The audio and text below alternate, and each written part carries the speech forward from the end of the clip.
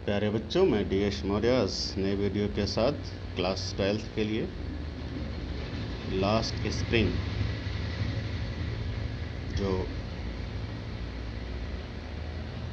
दूसरा चैप्टर है class 12th के लिए हॉर्नबिल में ही फ्लेमिंगो का, जिसको टेक्स्ट बुक रीडर कहते हैं, तो उसका सेकंड चैप्टर, पहला चैप्टर हो चुका था, उसके नोट्स भी भेजे जा चुके हैं।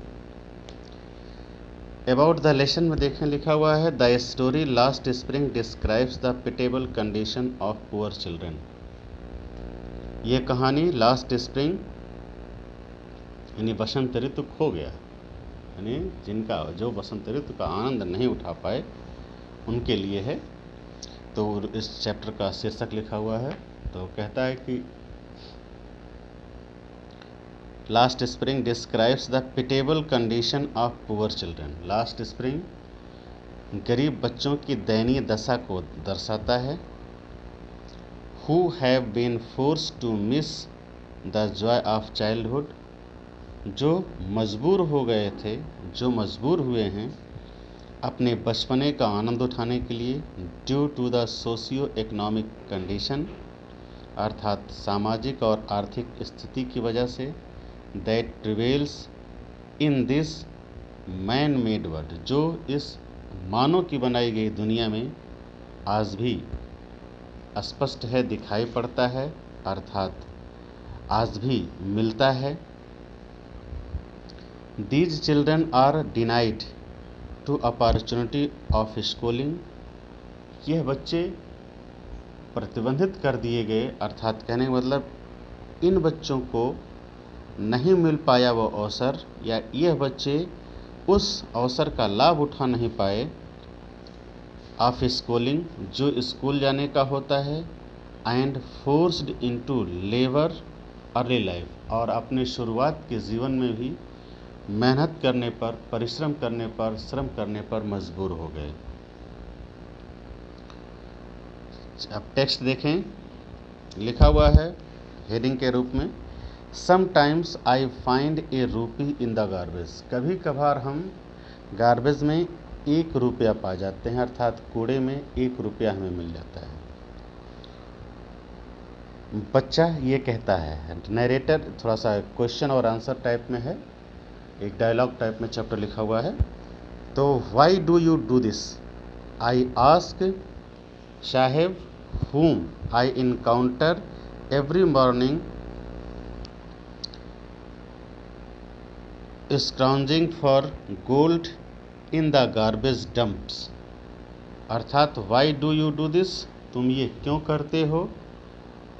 I ask साहेब, मैंने साहेब नामक बच्चे से पूछा, whom I encounter, जिसको कि मैं देखा करती थी, every morning, हर सुबह, यानी हर सुबह जिसे हम देखा करते थे, कहाँ पर, scrounging for gold in the garbage dumps, अर्थात जो गार्बेज डंप में, अर्थात कूड़े के ढेर में सोना तलाशते हुए रहता था, अर्थात सोने की तलाश में रहता था, यानी कूड़ा फेंकने के स्थान पर अक्सर घूमा करता था धन की तलाश में, पैसे की तलाश में, ऑफ माई नेबरहुड, मेरे पड़ोस के, अर्थात मेरे पड़ोस के कूड़े के ढेर पर हर सुबह वो आकर के धन की यानी पैसे की तलाश में कूड़े को इधर उधर किया करता था, अर्थात उसमें कुछ भी ना करता था। Saheb left his home long ago, Saheb बहुत पहले अपना घर छोड़ चुका था। Set amidst the green fields of Dhaka, और अपने आप को ढाका के हरे भरे मैदानों के बीच व्यवस्थित कर लिया था। His home is not even a distant memory, यहाँ तक कि उसका घर भी अब दूर तक कोई यादाश्त नहीं थी, अर्थात घर की याद भी कभी नहीं आती थी। There were many storms that swept away, अर्थात बहुत से ऐसे तूफान थे जो बह गए। There were many storms that swept away their fields and homes, यानी कई बार तूफान आया जिससे उनके खेत और घर दोनों बह गए। हिज मदर टेल्स हिम, वो उनकी माँ उनको बताया करती थी ऐसा कि घर छोड़ने का कारण यही था कि हम लोगों का घर तूफान अर्थात बाढ़, बारिश, तूफान की वजह से बह गया।